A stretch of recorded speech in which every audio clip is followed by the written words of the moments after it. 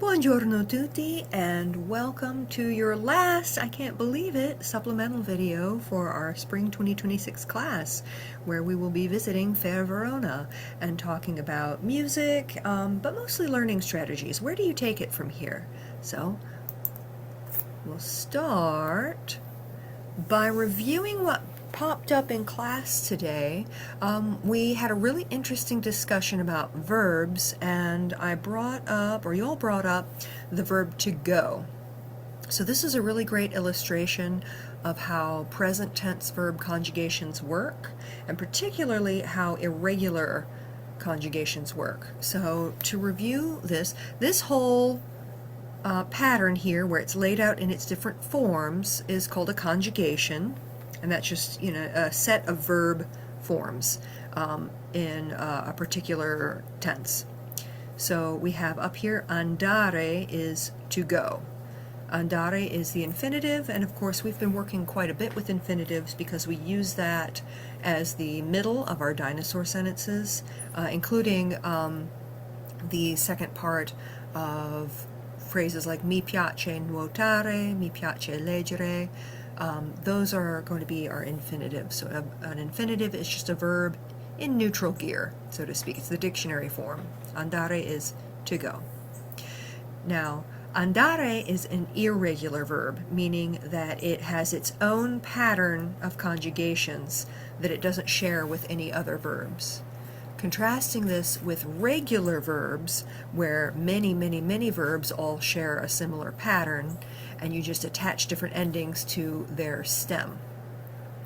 I'm not going to get into that too much. There's a lot of good explainers out there on YouTube, but to give you some advice about irregular verbs in particular, you'll notice that when you lay out your conjugation in the typical pattern that you'll see, which is over here on the left column, we have our singulars, I, you, singular, he and she, and over here on the right hand side we have we, y'all, and they, so our plurals. You'll see this orange box over in the corner has our noi and our voi forms. Noi is we, voi is y'all. And they are set aside a little bit because if you look at this, we have io vado, I go or I'm going, tu vai, you go or you're going, lui or lei va, he or she goes or is going, and then over here loro vanno, they go or they're going. They're all doing one pattern, vado, vai, va, vanno, and then noi andiamo, we go or we're going, voi andate, y'all go or y'all are going. They are doing their own thing. They're doing andiamo, andate. That doesn't look like any of these. In fact, it looks like what you might expect based on the infinitive over here. Andare, andiamo.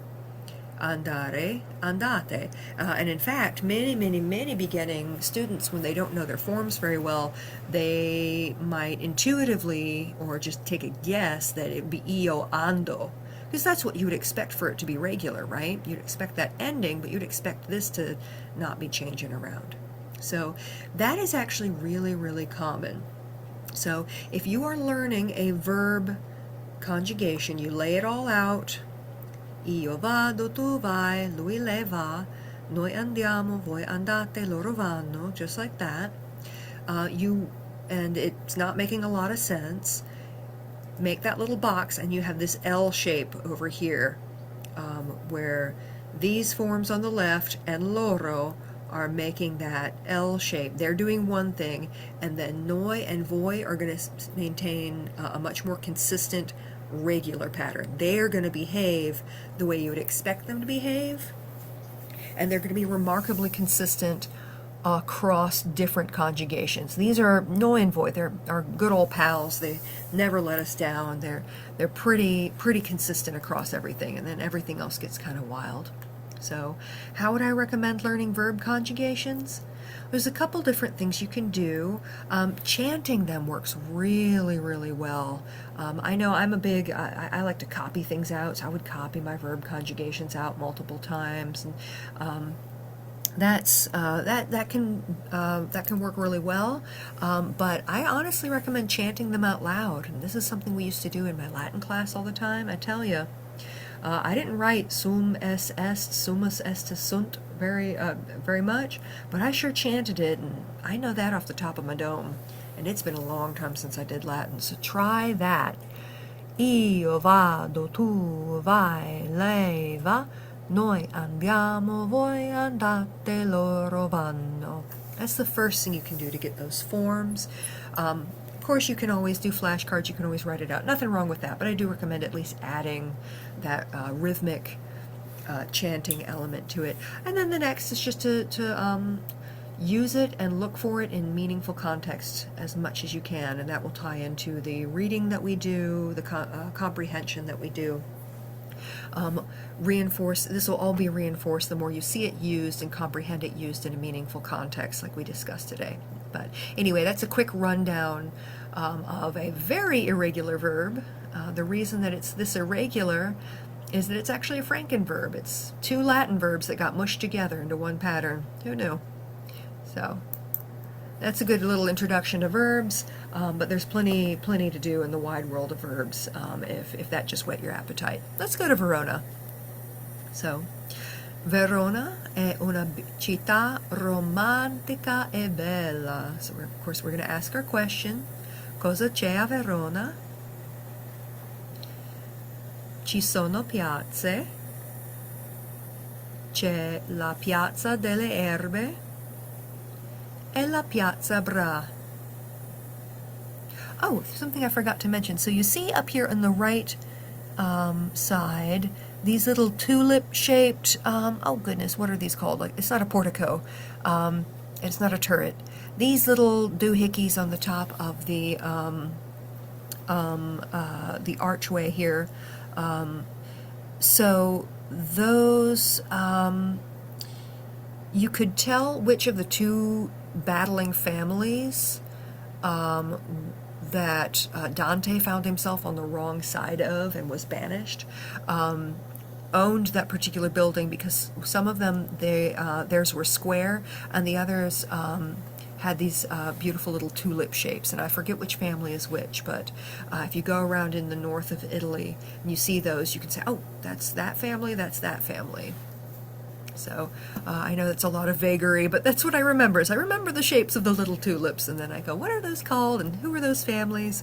But it's something that stuck with me that I thought was cool. All right, C'è l'Arena. So here we've got the great arena of Verona. It's really cool because it's just like the Colosseum, but it's in use. Like I said, I saw Rigoletto there. They have big screens, so you can see the action more easily. But they also have original stone seating. You know, the best technology from 2,000 years ago.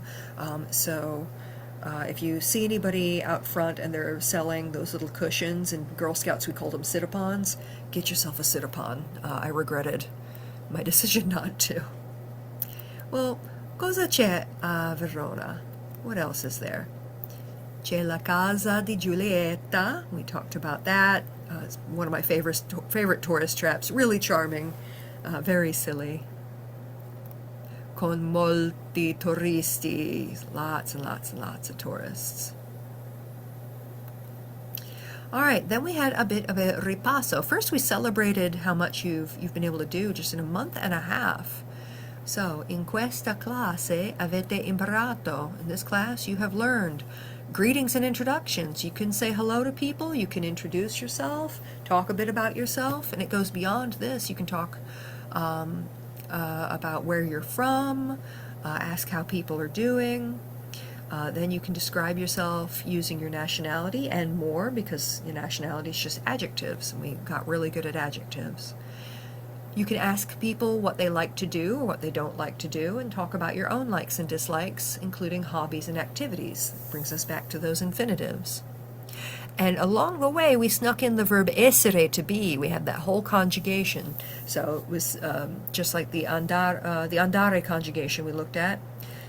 We have that for essere as well. Some forms we used way more than others, but it's there.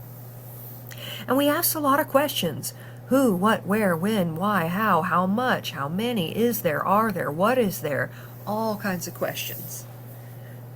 And we touched on asking and giving directions, which use some of those. And we also talked about modes of transportation, how to get around. You learned your numbers, always important. You learned how to order in a restaurant, and we learned a lot about restaurant culture, and we learned some great food vocabulary along the way. And then we have your customizable verbal system, the dinosaur sentences. So you've got your vorrei, posso, devo as your basic verbal wardrobe with options to expand on that. And then we had emergencies, which had some phrases and some vocabulary that was useful, but where we really put all this together to start describing people.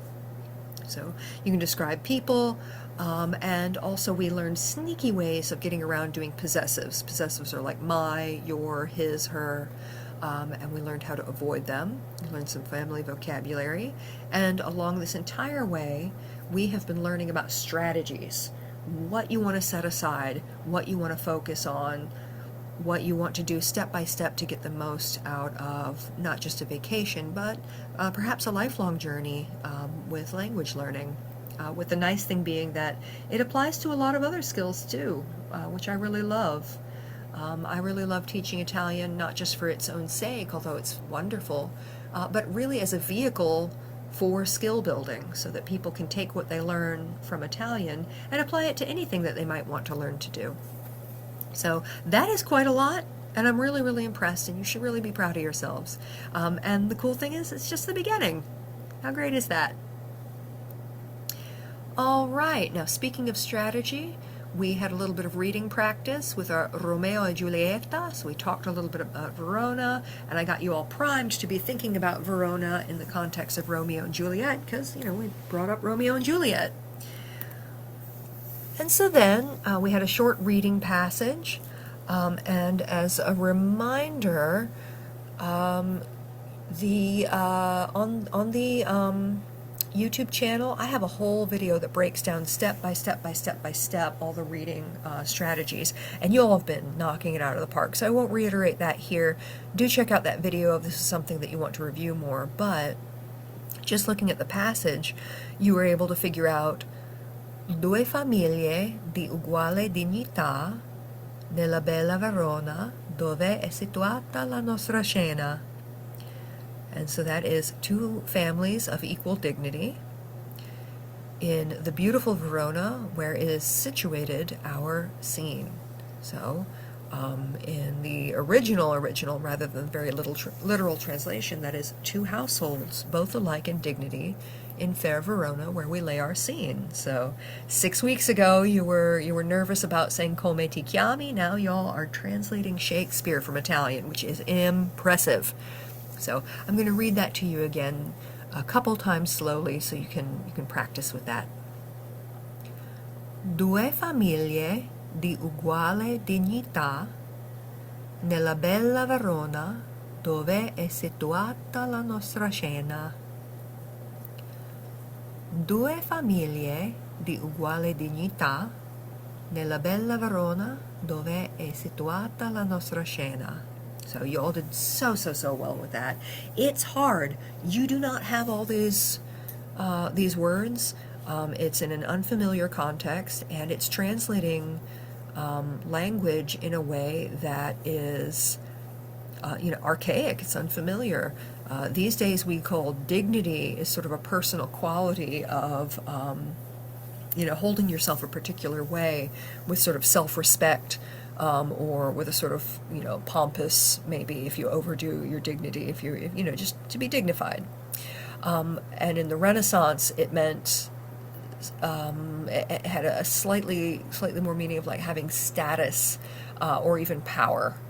And so, often when we study Shakespeare, even in English, we have to translate. We have to do what we did in the Italian, but in the English and say, well, what does it mean for both households to have dignity? Well, they had similar social status. They had similar social and economic power. They're equals. So So you're really going through layers of meaning way back to high school. I know we did this in my 9th grade. I don't know about y'all. And you did really, really well. So I really love to introduce this as a bit of a challenge, because if you think, well, my goodness, if I can do Shakespeare, I can read the menu. And you can. So again, do check out the reading strategies video if you'd like to dive deeper into reading. And that brings us to more global strategies of language learning. Now, I focus on reading because that's where my specialty was, and also reading has some really terrific advantages, where a lot of times it can be more accessible. Not always, but sometimes it can be more accessible, and it's very versatile in a way that a conversation you can't, we don't have like a remote control when we talk to people. We can't pause them, rewind them, put on subtitles. Wouldn't that be amazing, though?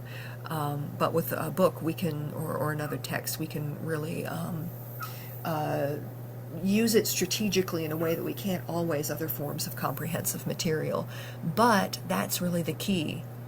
Comprehension is what builds language acquisition.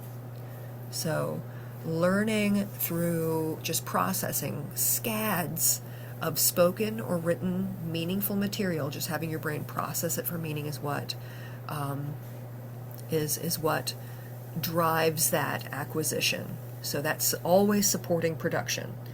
So even if you think, oh, well, people say all the time, well, I understand Spanish better than I speak it. Well, I understand English better than I speak it. We all do. That's always going to be true. We'll always understand, and not just in any language and in any ability, but any skill set. I can appreciate what a great musician does way better than I can recreate it myself. I can see what an amazing author is doing, how they use their words, and say, oh, that was, I love that line, and I can even talk about why it's so cool or affecting, or without necessarily being able to write at that level myself. And that's just true of everything. What we're able to take in of the world is always going to outpace what we can do. I think we should just embrace it. I think that's quite lovely. So, but let's go down this little list. How can we make the most of that comprehension and really use it to drive those abilities? Well, you learn best what you already know, which means simply that background knowledge improves comprehension. Remember, comprehension is the name of the game.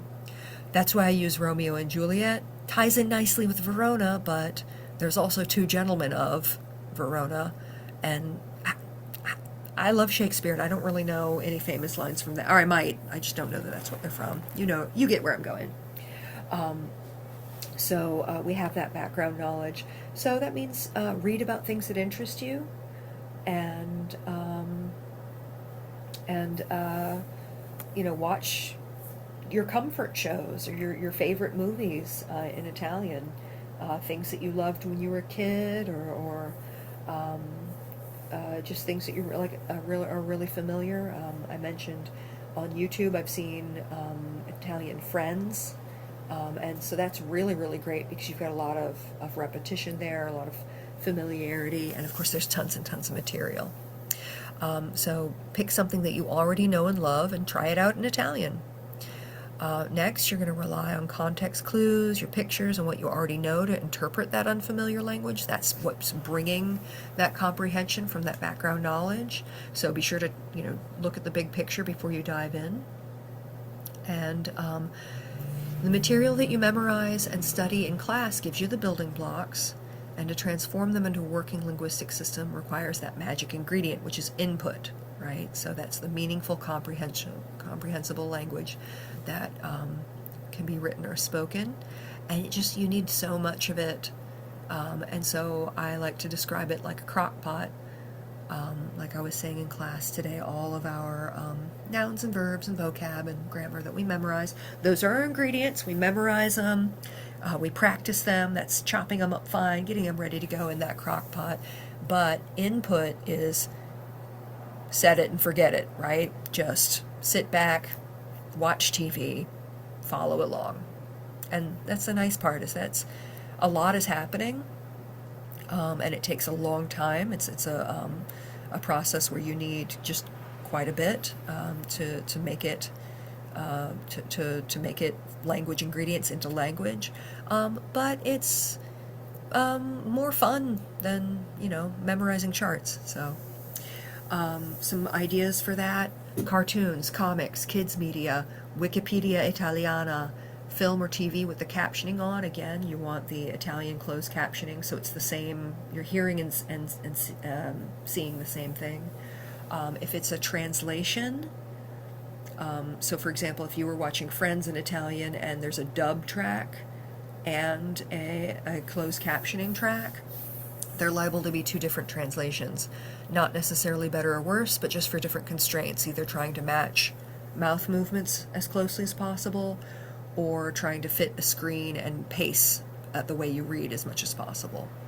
The nice thing, though, is that if you do find something dubbed in Italian on YouTube and you turn on the auto captions, it will do that automatically, and it's going to be pretty accurate.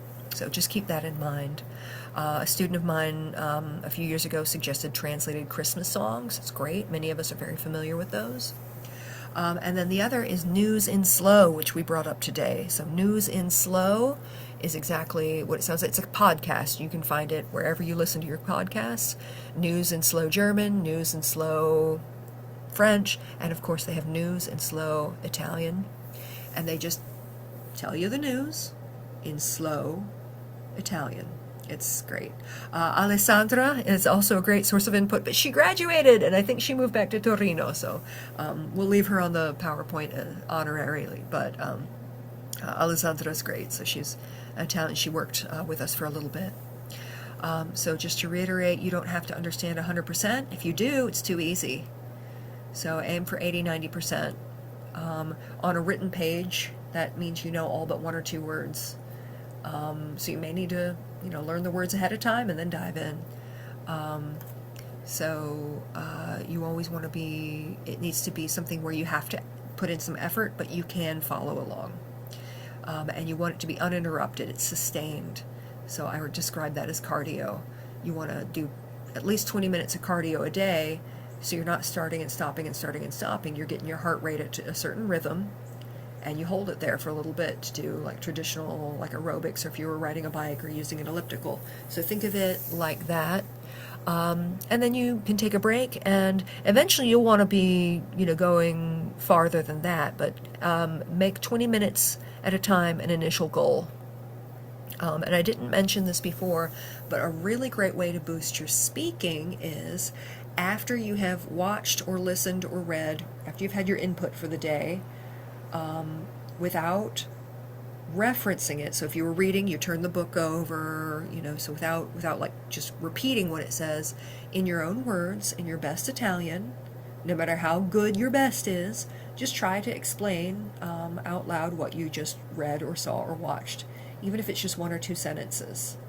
And that can be something that will actually help you remember it better. It's processing it out loud. And then you cannot repeat it enough. Repeat. Watch the same episode of Friends or whatever you're doing. Watch it 10 times if you can stomach it. Watch it as many times as you can handle, or at least until the people you live with can't deal with it anymore. So headphones are a language learner's best friends. So that is my master's degree condensed in about 10 minutes of actionable advice. Feel free to reach out and ask me any questions if you have this. I know it's a lot, but I also have some other resources. Mostly have fun with it. Just, you know, we're not training for the Olympics. We can afford if our workouts are not completely optimized, if they're a little bit more fun and enjoyable, because that's why we're here, right? So then we talked about working memory and language processing, how that feels in practice. I think we've all had this experience where, you know, the teacher's talking and you go, okay, you know, I can kind of do this. If you remember the whole clip, Ethel says, well, this is easy, and then it gets faster. And a lot of times the language class is like that. And this is a wonderful visual metaphor for what is actually happening in your brain. It's processing just a few pieces of information at a time as it gets to your awareness. But with enough time and practice, you'll be able to get it all. You'll be faster and faster and faster, and it takes less effort for your brain to process individual words. So what do you do in the meantime until you get there? Well, keep at it. Slow down, but don't slow down too much. If you go too slow, it can actually make it harder, right? So find that sweet spot, and of course you can always listen to it on regular speed, repeated. And as listening strategies go, and reading strategies, we always say, well, listen for keywords. What's a keyword? Nouns and verbs.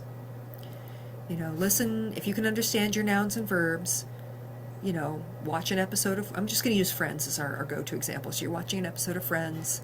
Maybe you don't understand all the vocabulary, so you watch it again in English. You say, oh, I remember this episode. Maybe you look up a few words, and you go, okay.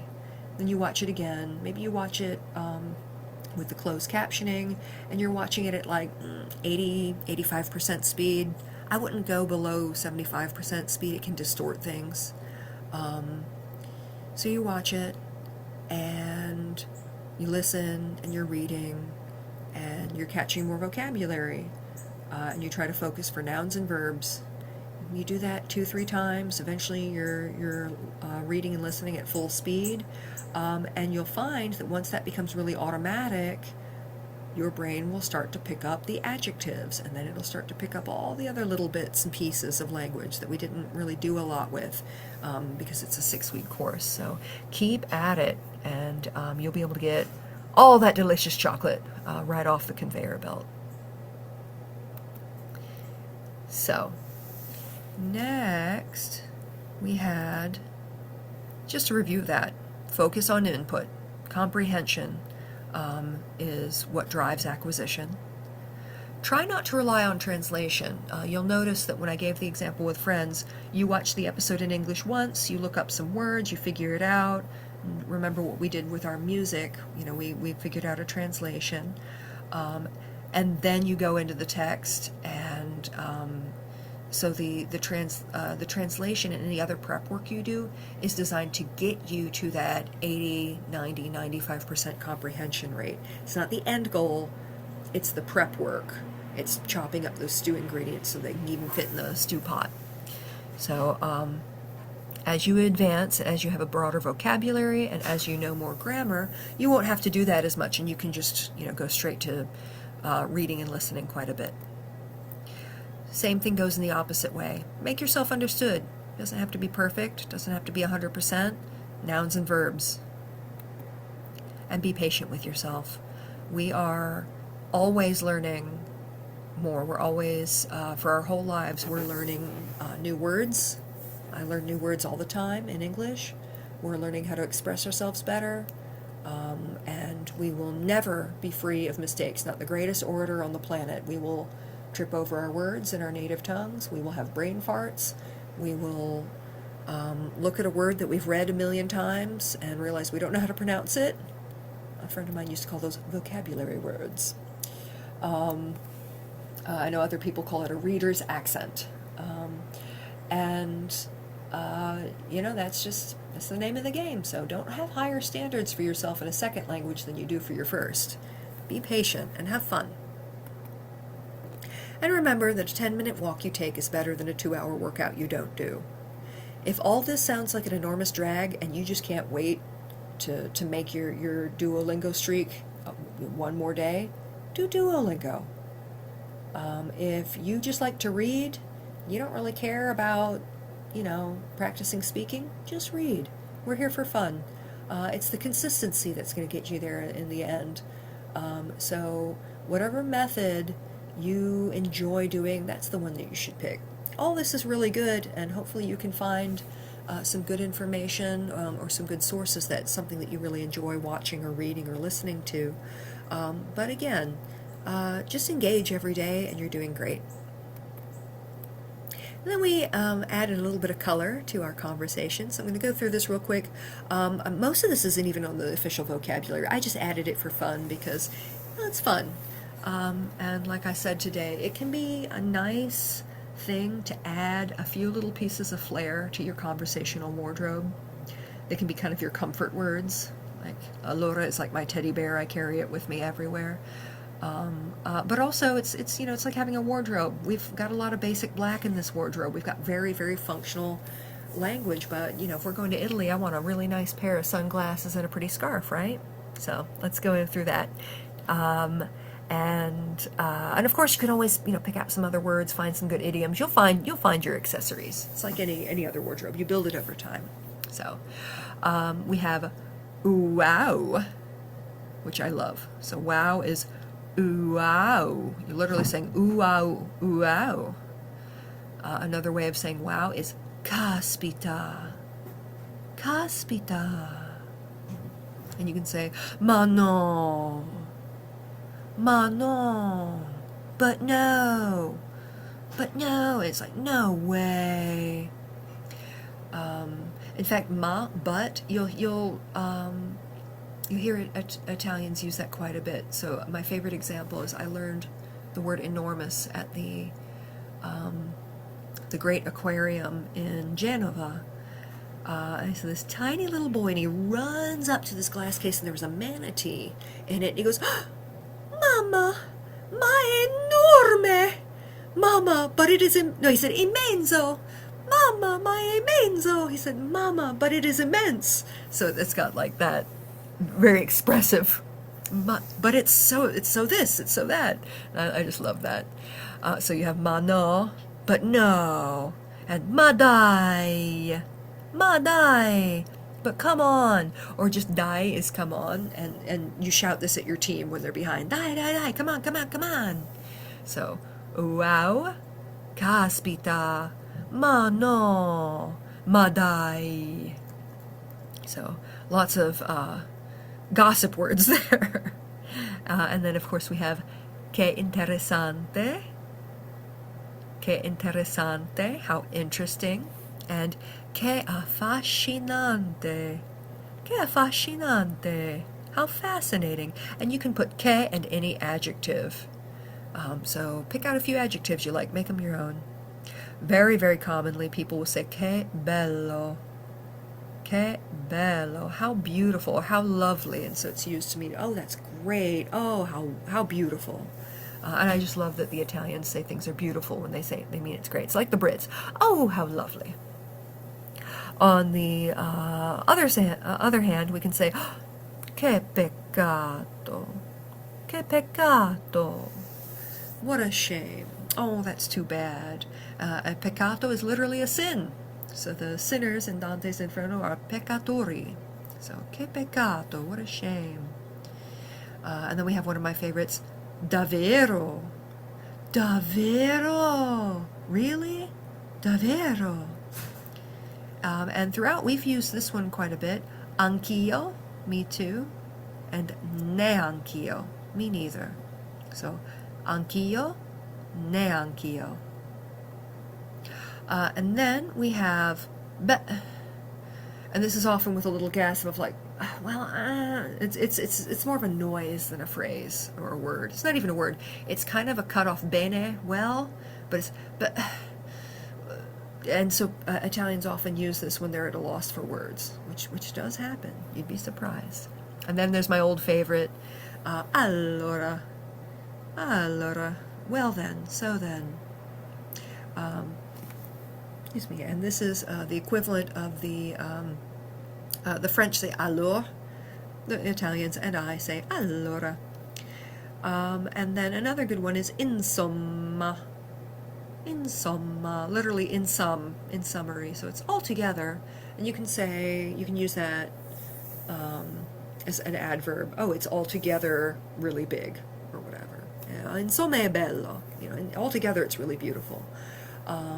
You can use that to rephrase something, or if you hear this as a keyword, someone is about to rephrase something to you, so you're about to get a summary, right? So, yada, yada, yada, insomma, bada, bada, bada. But it's also used very ironically as an answer to come stai. If you say, hey, come stai, you go, insomma, like, well, altogether, and it's like implying not great. So very, very versatile use of insomma there, and it's used in writing quite a bit as well. So this is just a sample platter. There's all kinds of wonderful stuff out there, so go explore make it your own. Add to that beautiful wardrobe. And to wrap, I had another illustration where if you remember the little spiel that I gave at the beginning of the class, you went, oh my goodness, you were Lucy at the candy factory. And then we listened to it again and you understood way more. Well, let's do that again.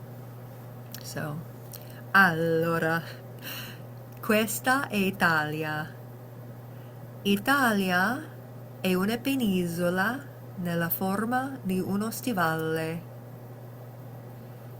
In Italia si parla italiano. Italiano è la lingua dell'arte. Per esempio, l'arte rinascimentale. Questa è la nascita di Venere da Botticelli. Venere è la dea di bellezza e amore. Quindi, italiano è la lingua dell'arte.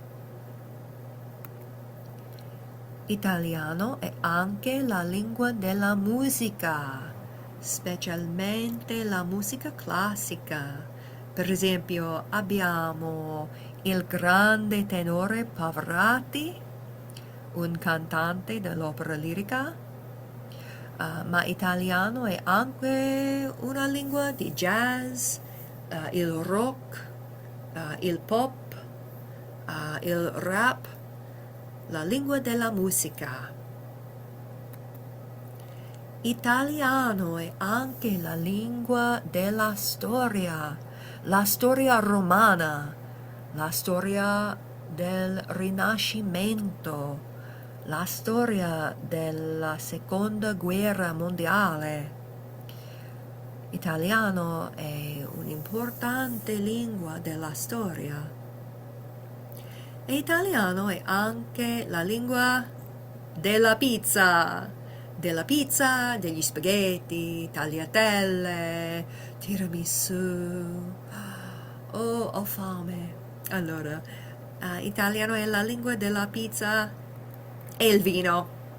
Molto importante il vino bianco, il vino rosso, ma il cibo e il vino. Ok. Well, look at you. So it was probably a lot easier, and if you like, try that. Try the auto captions on YouTube and see if that boosts your comprehension even more. So, in honor of the opera, this is me back in the day. I will be wearing these shoes tonight, so I'm very excited. Actually, I need to go get ready. But here's a little information about the opera. You can dress up. You don't have to. Purple's bad luck. You can shout bravo, brava, bravi, brave. So masculine singular, feminine singular, masculine plural, feminine plural. You'll be able to understand everything. But yeah, this is me going to Palazzo Pitti, which is near where I lived in Florence. And I think this is when I went to go see Barber of Seville. Oh, and then I went there twice, so I can't remember which one I saw which time, but there's Cenerentola.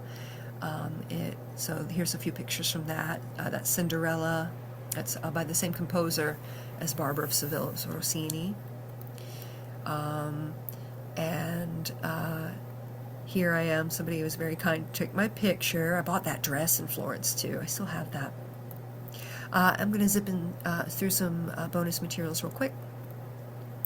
We have some videos about language learning, so you can get these off the PowerPoint if you'd like to look at that. A little more theory if that was something that piqued your interest. And I've got the link to News and Slow. It's just newsandslow.com, but you can find News and Slow anywhere you get a podcast.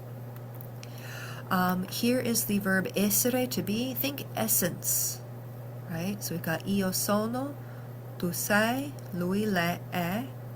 Noi siamo, voi siete, loro sono. And note that this is the only verb I've ever seen where there are where two people share a form. Io sono, loro sono. But through context and things like adjective endings, it won't be. It's usually not ambiguous. Here's some examples of how you would use it. So I'll leave these. Just you can read through these in the PDF notes. And as another bonus, we have the verb avere, to have. So I'll just pronounce that for you. O, I, a, abbiamo, avete, hanno. And would you look at that? It's an L shape. Check it out. So we've got avere, abbiamo, and avete. Those are behaving like more or less like the infinitive. But then this o, I, a, hanno nonsense, it's always those. It's always those four. Just, they want to be different. They want to be special. And the noi and voi, our stalwart friends, are over there, staying close to the infinitive. God bless them. But there's avere, to have. So you use avere just as you would in English. I have a car, I have amazing students, I have a cool job, I have pink hair as of today. And then here are some things. We touched on this for Venice and emergencies. You can say to have literally like an illness of. So, o mal di testa, o mal di pancia, o mal di gola. I have like an illness of, or an ache of, or an injury of the body part. I'm going to skip over this a little bit. And then just there are some idiomatic phrases. Idiomatic just means it doesn't translate literally. So if you want to get into this, this is just the verb avere with the words sete, fame, sonno, paura, caldo, freddo, ragione, and torto. So that means thirst, hunger, sleepiness, fear, heat, coldness, reason, and wrongness, right? So instead of I am thirsty, I would say o sete, I have thirst, right? And the example here, like Marco ha fame, so io ho fame, I have hunger. Marco ha fame, has hunger. Tu hai fame, you have hunger, right? So you conjugate the verb, but fame as a noun doesn't change. So the way I remember these is that tragically, dad jokes do not work in Italian. You can't say, hi, hungry, I'm dad.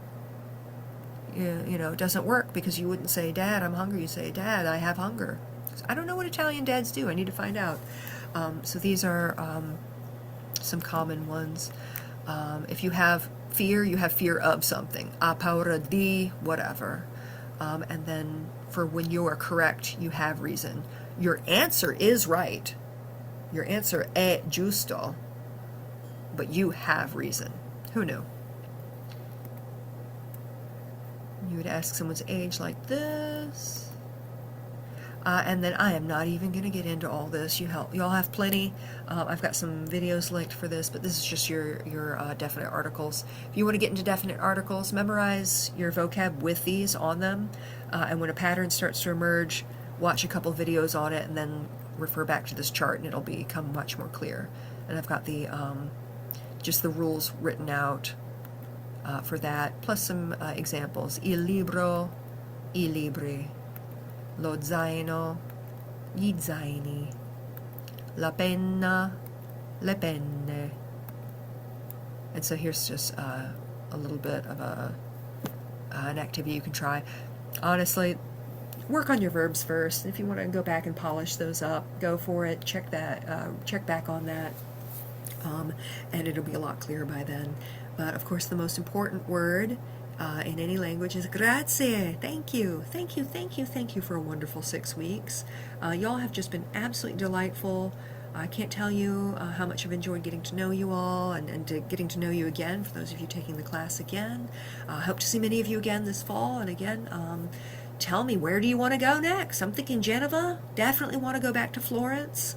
And I think we might go back to Palermo. Never been to Caligari. I don't know. It's a wide open, well, I won't say world because we're going to stick with Italy, but there's plenty to choose from. So happy studying, and I will hopefully see you around. Ciao.